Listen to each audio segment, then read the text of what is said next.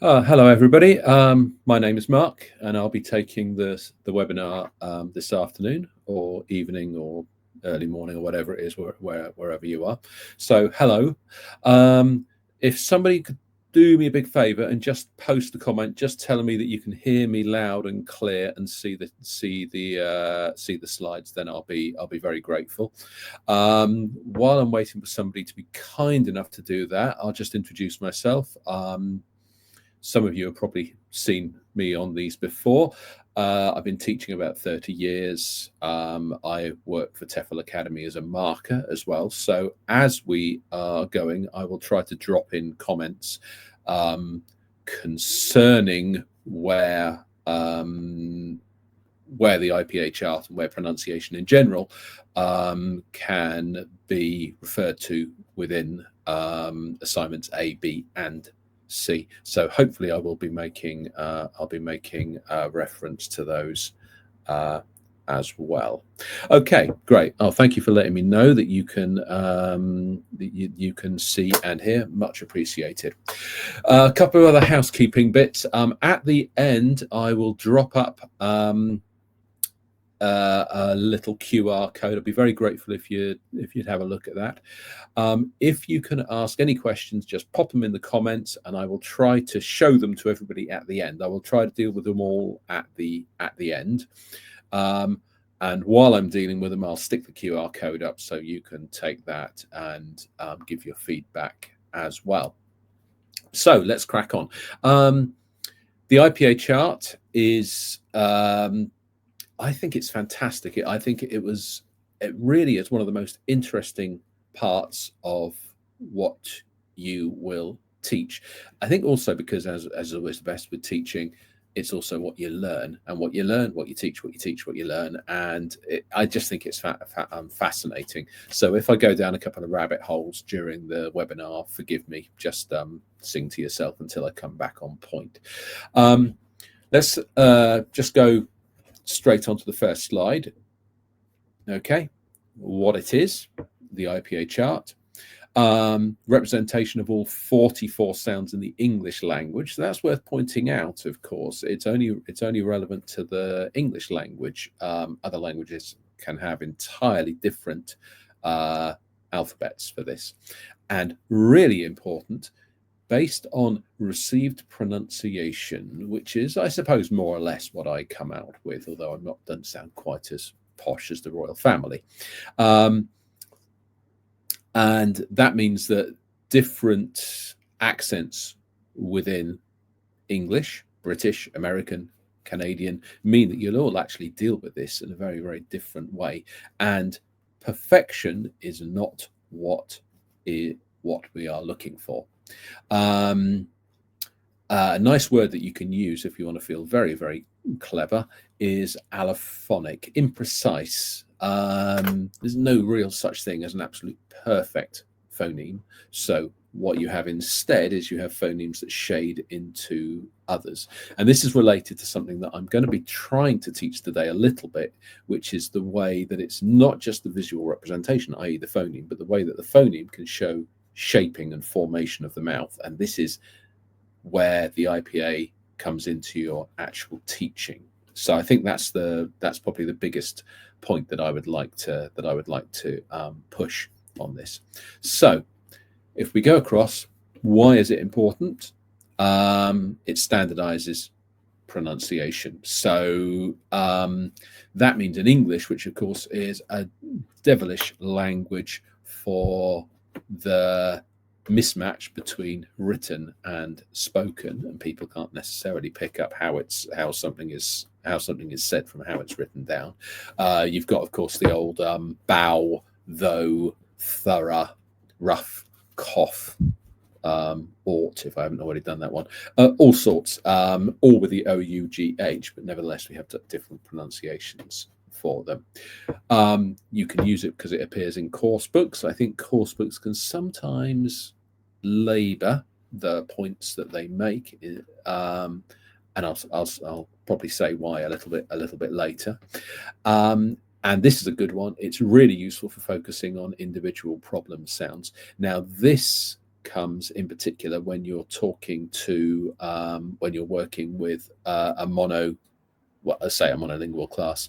You'd hope they're going to be they're going to be they're going to have two languages by the time they finish. But if you're talking about if you're working with one class that's all from one part of the world, all got the same culture, all got the same first language, then you may well be able to focus into different individual sounds that are specific to that class, and I think that's a great one.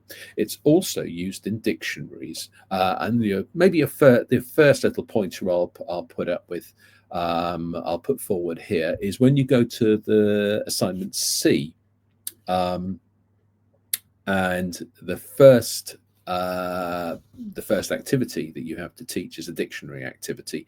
Just notice that dictionaries use the IPA. You don't have to restrict yourself when you're talking about looking for words. When you just make a note of that. If you haven't seen the assignment C yet, don't worry about it, but just make a little note. The first activity, and think about using the IPA. Big one, and markers really like it when you do. Okay, so the final reason, which isn't among the bullet points, I think why we use it is that you can I think establish, I say principles, points of attention, and then return to them, because I think pronunciation is something, unlike maybe a grammar point that's going to take up a large section of a lesson, or maybe a reading text or something like that. You're never going to you're never going to stand at the front of a class at the beginning and say, "Hello, class. Today we're going to do pronunciation." What pronunciation is, in terms of where you use it in a class, is maybe very small exercises sometimes, but also things that once you've done a little exercise with it, once you've brought their attention to something, then it becomes, the Germans would say, a leitmotif, something, a recurring theme throughout different lessons, where you go, okay, do you remember what we did here? Well, let's look at this word. What do you remember about a pronunciation that we can apply to this word? And get them to actually bring things in all the time in pronunciation, and refer them back to things that they have learned that then they can apply going forward. Again, I will give you more examples of that later. So what does it look like? This, the three sections. So the first section, which is in the top left, monophthong, so single sound. Top right hand corner, diphthong, double sounds, and of course down the bottom, the consonants. And what we're going to look at to a certain extent is why they are arranged the way that they are, and how you can use that arrangement in your teaching as well. Okay, so the top two, vowels, the bottom being consonants, and if you count them up very quickly, there should be 44 there, as said. Okay, so let's look at the monophthongs.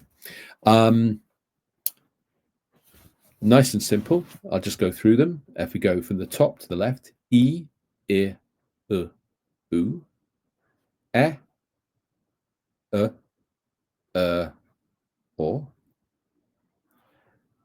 A, R, O. Now, you could have probably done that for yourself, but I'm going to do that again a little bit slower, and I'm just going to do the top line now here. In fact, because there's nobody to see you and laugh at you, you can do this yourself as well. And this time when I do it, I want you to think about what's happening to your mouth. I, I, U, U. I'll do that again. I, I, U. What happened there was the width of the mouth. And so now, already I hope you can see there's some form of continuum there. It starts E with the mouth at its widest, I, U. So you can see that actually here, the kind of the diagrammatic construction here actually replicates that of the mouth. So now I'll go down, and so you can see the same thing happening. I, A. So, E, E, A. And this time you can see along the top line, the mouth is most closed, and on the bottom line, it is at its most open. So, A, A, O. You get the principle that you're using here.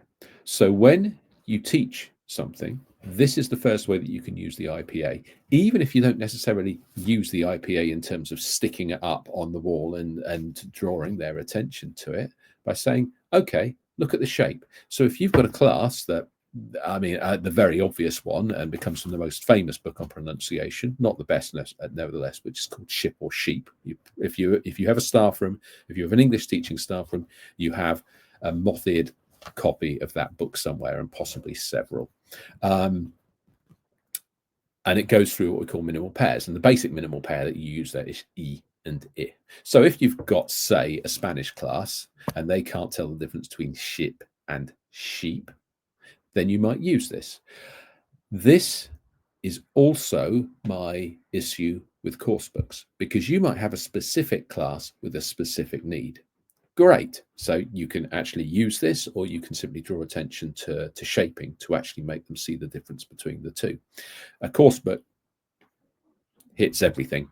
And so that makes it very, very different, because obviously you don't know whether that's actually relevant to your class or not. And it might be something they can do anyway.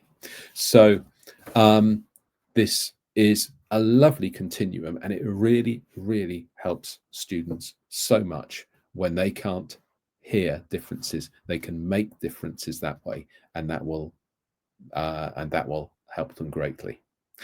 Okay, moving on. I'm going to jump back to this a few times because we're actually going to use the monophthongs when we're looking at the diphthongs. And the diphthongs very deliberately are showing the travel. A diphthong, as it says here, two sounds merge to make a new one. So if we look up here at ear, what are the two sounds there? The two sounds we've got are the E, and we've got what we call the schwa, which I'd like to return to if we have time, which is the sound, what we call the neutral sound. And if you travel between E,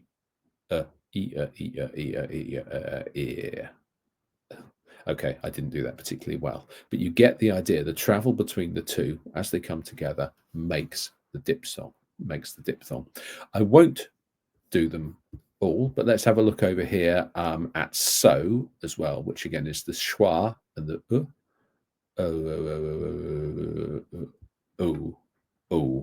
and I didn't do that very well at all, but I've done it before and I've done it better. Okay, and say and the E, which is the top middle one. So you get the principle here. This is one obviously that you can try for yourself. But again, a great reference, and you can sometimes use the two. And of course, diphthongs, people will frequently make the mistake of using one rather than one and not the other one. And you can draw the attention to the second one to actually bring them in and get them together. Okay. I'll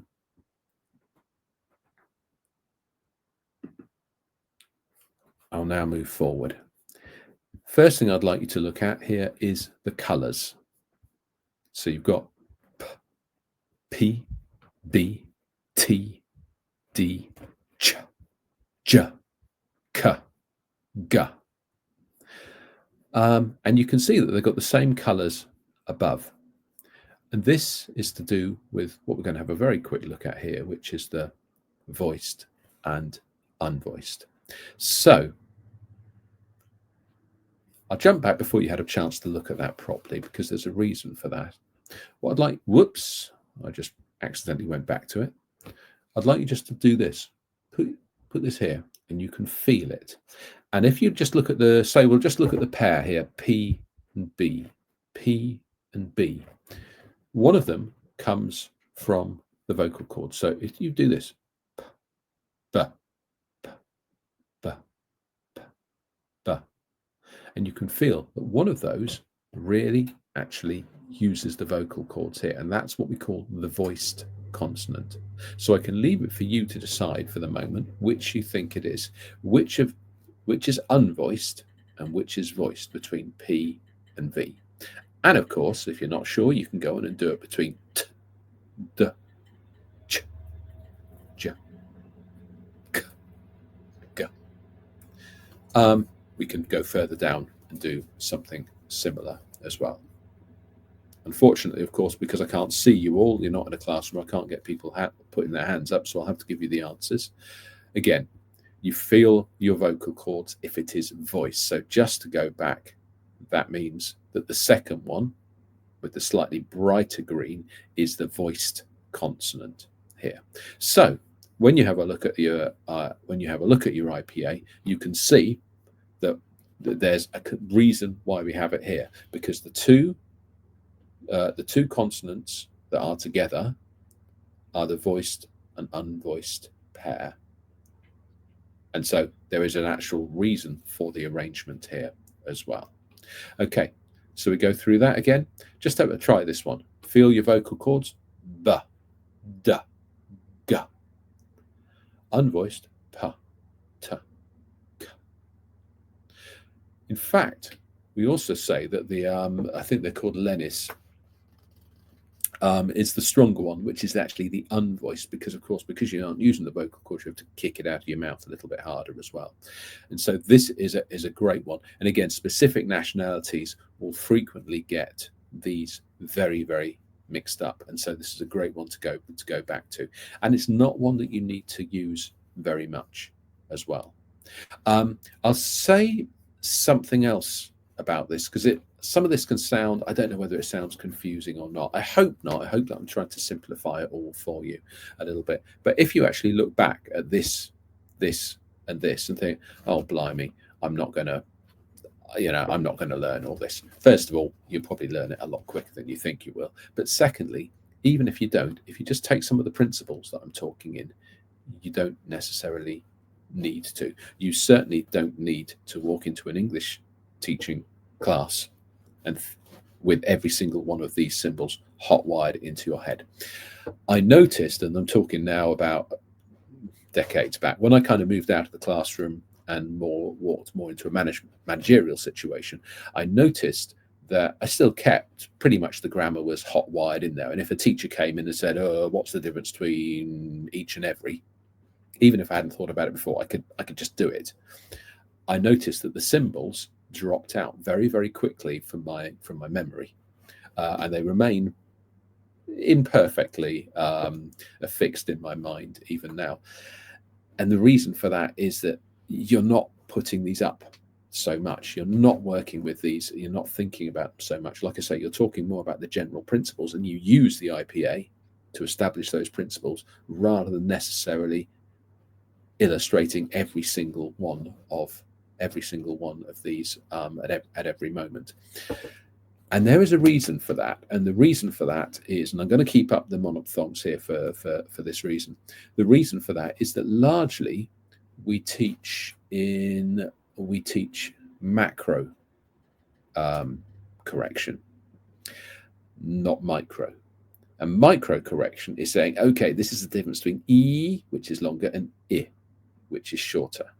It's the difference between which is shorter, and U, which is longer. You can see it's got the two dots to the right hand side, which suggests a longer sound, a kind of doubling of the sound. And you can talk about that, but that's really, really detailed. And if you go back to what we talked about before, about the different pronunciations, we talk about the allophonic nature of what we're doing. Are we looking for perfection? No, we're not. We're looking for comprehensibility. And with comprehensibility, we are looking for one other thing. And this is something that's not really in the slides, but I'm going to deal with it now anyway, which is fluency, if you like, speed. So how do they get fluency and speed together?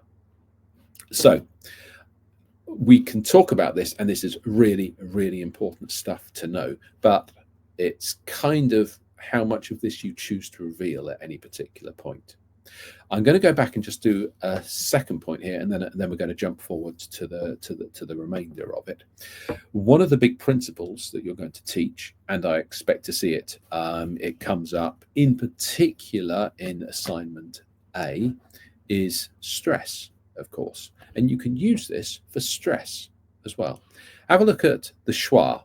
The schwa is the only phoneme with its own name, SCHWA,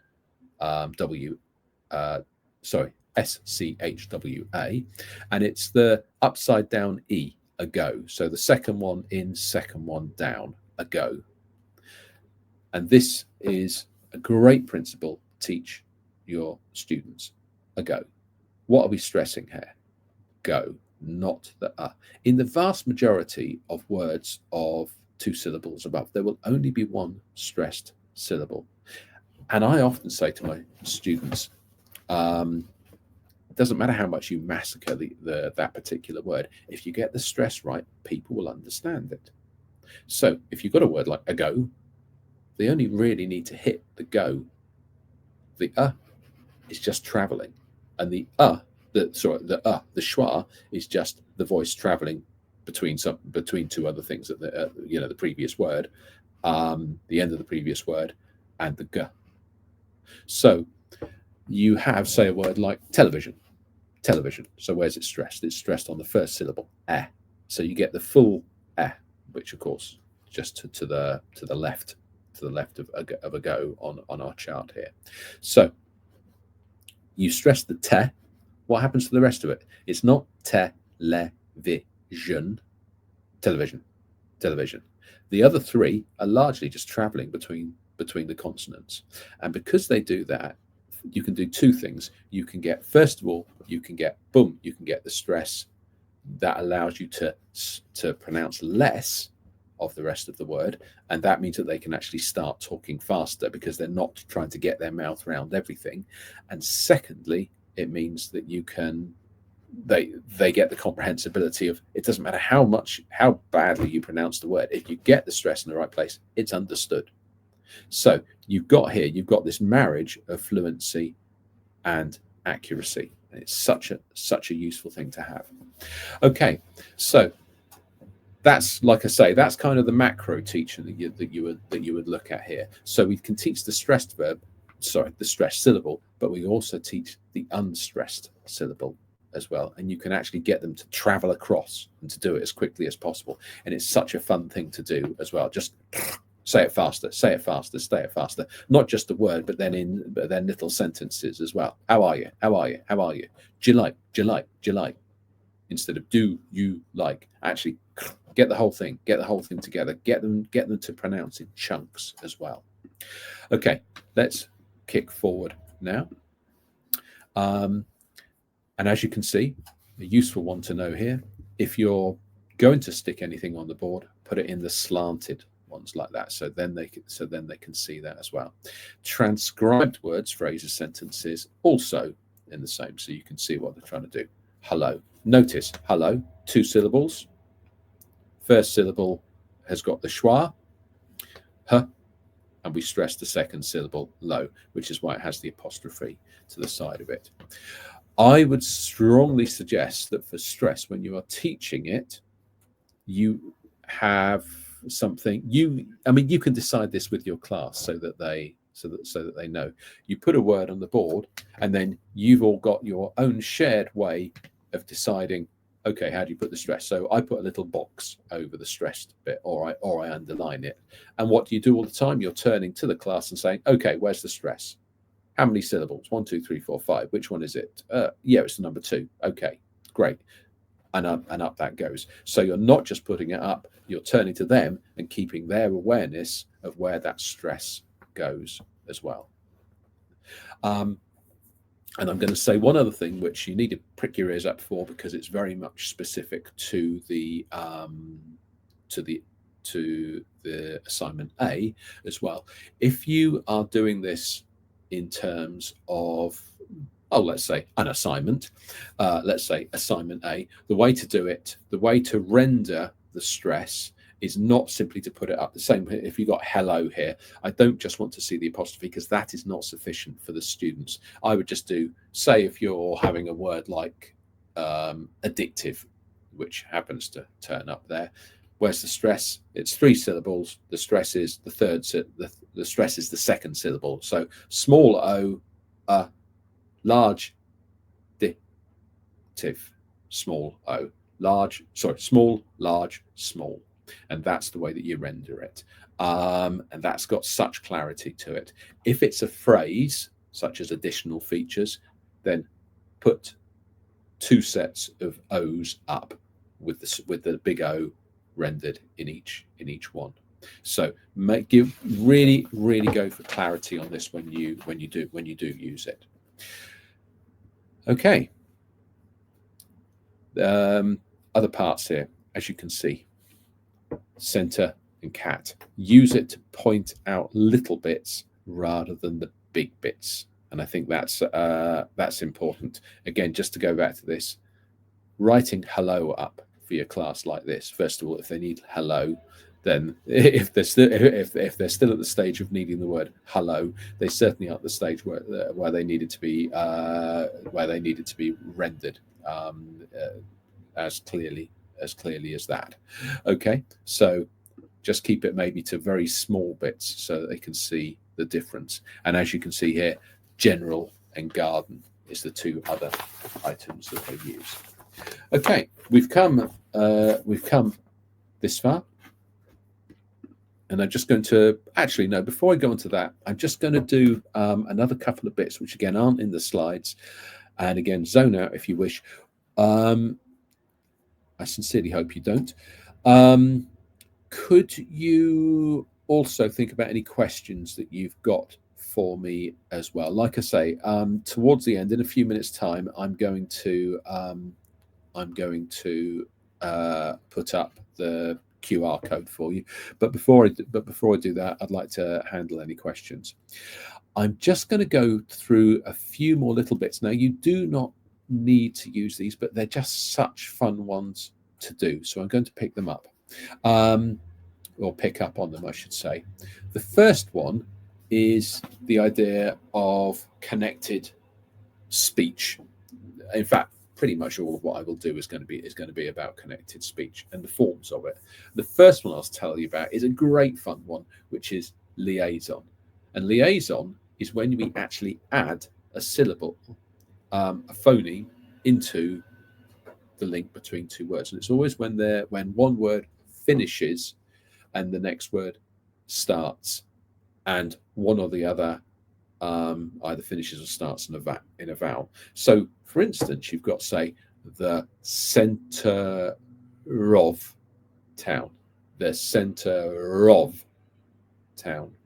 And you can start saying to them, okay, because you'll find that they do the center of, and you want, no, center of. You want them to link words together. This is another way, of course, of them achieving fluency. What goes in there? What goes in there? It's a consonant. It's a, center of. The other ones you can do are 2 elephants, 2 apples. And what's that? Of course, is a W. So you've got those 2. And you've also got the other. So it's a great one, first of all, because you can teach the as opposed to the, as being the harder E, and then the E allows you then to transform with the use of the into the next word should it start with a vowel. So the other elephant. So the with the the symbol for that, by the way, is a J, basically. The other elephant. Other, again, an R shading into elephant. I don't know why I like elephants for liaison. Such a good fun one to do, because they really get it. The really good kind of backwash effect you get from that as well is that you can give them a list of sentences with lots of these little with lots of this requirement of what we call liaison. in there. And of course, they're saying them to each other and go, oh, how does that happen? How does that? Oh, hang on. Yeah, yeah. They enjoy it so much doing something like that. You've got elision, when you start dropping sounds out. I mean, the simplest one would be the home say, I don't know, don't know, I don't know, I don't know. And notice already with that, because that's how English, native English speakers will talk as well. There's not really much point in saying to them, I don't know, unless they're at a very, very low level. Start getting to listen to something they're actually going to hear. I don't know, I don't know, I don't know. And so immediately you've got, I mean, at the very simplest, you've just dropped the T from don't, and that is elision. And what you can do, even with a very simple phrase, is sometimes say the full phrase, maybe with 8 or 9 syllables, and then just say it quicker and quicker and quicker, and see how many syllables they can hear at the end. Such fun to do. They really enjoy doing something like this, and it's useful for them because you can use very simple phrases, but you can deliver them at eventually at native speed, and even slightly above native speed, and they again get that brilliant backwash effect of going, yeah, look, hang on, I understood that. Okay, they understood it because they heard it in a very simple form first, but then it moves forward, and they get brilliant. They really, really enjoyed doing something like that, and that idea of giving them an idea that you will understand this stuff in the end as well. The encouragement that gives them as well is enormous. And the last one, which I won't say very much about, assimilation, 10-pin bowling. So instead of 10-pin bowling, 10. So it's actually simply the change of the phoneme. So it goes from 10 pin. In order to make it simpler for us to travel to the pin, we go 10 pin, 10 pin, 10 pin. The same, good boy, good boy. So it actually becomes good boy, good boy, good boy, good girl. Same thing. Okay, so I'll just say those 3 again and again. Research them at your leisure, and depending on the level of your class, you'd be surprised, particularly I think for liaison and elision, you'd be surprised at how low levels you can actually work on some of these things. Liaison was the first I mentioned. Elision, taking out syllables, and assimilation, changing syllables in relation to the changing phonemes in relation to the following phoneme. Right, that is me more or less done. I await your questions. So I'm going to put this up now, but I will come back to any questions, but I'm going to leave that there. While I'm doing that, I'm just going to mention 2 books I cast around this afternoon, and one of the books I could not find, but 2 brilliant books. The first one is pretty much the father of the IPA and the teaching of pronunciation. You can see there you've got the IPA on the front, Sound Foundations, and that is by Adrian Underhill. In fact, I'm just going to put his name up there. You can remember the name of the book. Okay, I'll just pop that up. Adrian Underhill, the name of the book being Sound Foundations, and he goes through what I've done, as you can imagine, somewhat better in somewhat greater detail. It's very much a reference book. You probably don't want to read the whole thing from cover to cover, but I have taught teachers and the rudiments of this, and they've enjoyed it so much. You can really see that they've gone with it and run with it very much. So that's the first book. The second book is actually a more general book, but it's brilliant on this. It's called Learner English. I haven't got a copy here. It's 2 authors. One of the authors, I believe, is Swan. It might be Michael Swan. But if you look at Learner English and Swan, it should come up for you. And Learner English is a fabulous book for if you're teaching classes from one common culture and language, because it goes through pretty much every language that's likely to produce a class, basically, and it talks about the specifics of that language. Of course, that includes grammar issues. So it will sort of maybe talk about how if they have different organization of a conditional, say, or something like that, then you can use that to maybe unpack what you're doing, what to unpack the grammar point more in a way that they will understand more. Most importantly to our purposes, um, is they also go into the specifics of the pronunciation of pretty much every major language group. Okay, just to go through these ones, the questions. I'm glad to see that rather than asking me any questions directly about pronunciation, you're simply asking for the higher authorities. I have no problem with that whatsoever. In a word, Christopher, I don't know, but certainly Sound Foundations is a book that you should be able to get hold of fairly easily. One reason for this being that it's used on Delta courses, and a lot of people buy it for a Celta course as well, which are the level 5 and level 7 qualifications. And for one reason or other, they never want to look at them again afterwards, and they go straight onto eBay or Amazon or wherever. So they are not difficult books to get hold of. The same for Learner English. Sorry, I don't know who the author is for that, but if you just go in, sorry, I know you meant Learner English as you've put down there. The same for Learner English. One of the authors is most certainly called Swan, as in the bird, SWAN, and yes, it's and yes, they are both available in hard copy and in softback. Oh, thank you. I don't know whether to call you silly or nits. Michael Swan and Bernard Smith. Brilliant. Thank you for that. Michael Swan is quite famous for other parts as well. This is a good question, which, as always, when people say it's a good question, it's one to which I don't have the answer for. It's really entirely dependent on your students.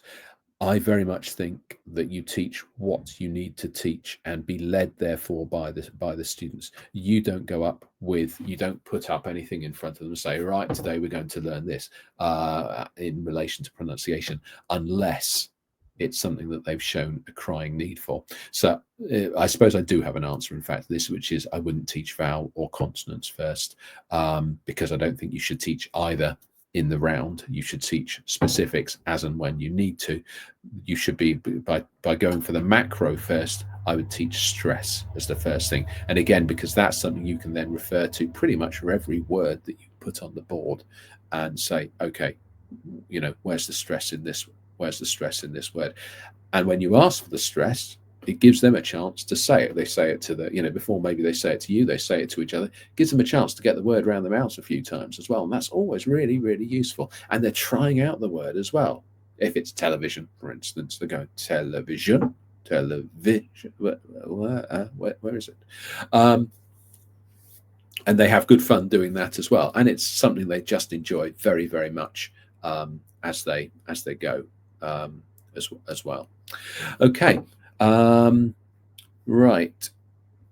Those are Jay. You've just come up with a question here. I think, frankly, those are two of the best resources that you can use on the course.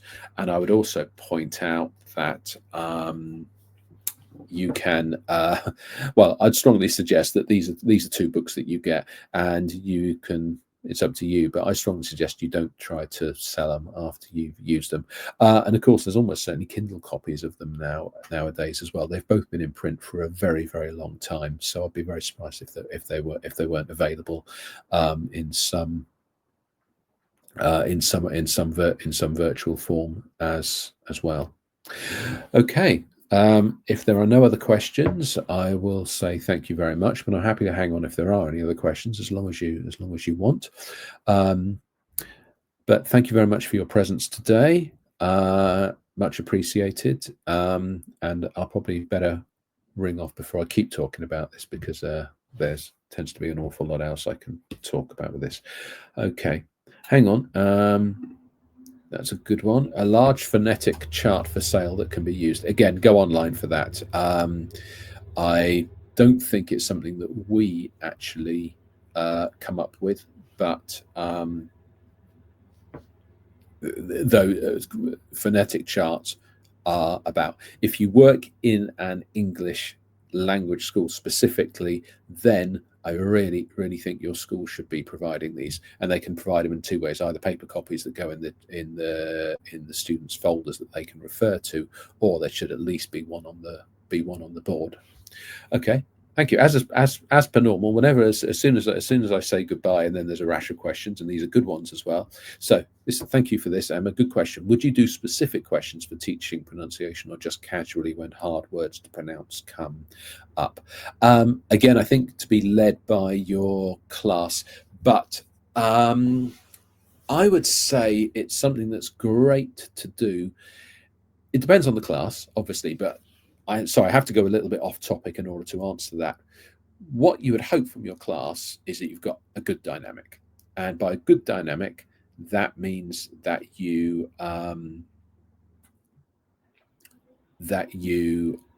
oh, sorry, I see what you mean, specific lessons. Okay, I'm going to answer the question that I want to answer, and then I'll come back to yours anyway. I'd hope you have a good dynamic, and by a good dynamic, that means that the class know that when they make mistakes, you're going, good, that you've tried really hard, you've done very well there, there's a little mistake. And that is always the way that you want it. You want that the student that's made a mistake, and it's very cultural dependent as well, but you want that the student that's made the mistake is comfortable with making a mistake, they're comfortable to speak up, they're comfortable to make the effort, and they're happy to make the mistake, and they're happy to be corrected by it in front of the rest of the class, because everybody understands that, we work together, we fail together, but failure is just part of getting better. We don't even use the word failure, of course. So I would say in that you teach pronunciation as and when it is needed. So, and a lot of the time you will find that sometimes you'll sort of, somebody comes up with something, you'll say, I'm sorry, I don't understand that, or the other students don't understand that. Why is that? It'll be to do with the stress. So then you get in there and you deal with it there and then. But you also, very, very importantly, make a note of it. If it's a mistake that's shared by a great deal of the class, which especially if it's a monolingual class will often be the case, then it's something you can make a note of, make an exercise out of it for later.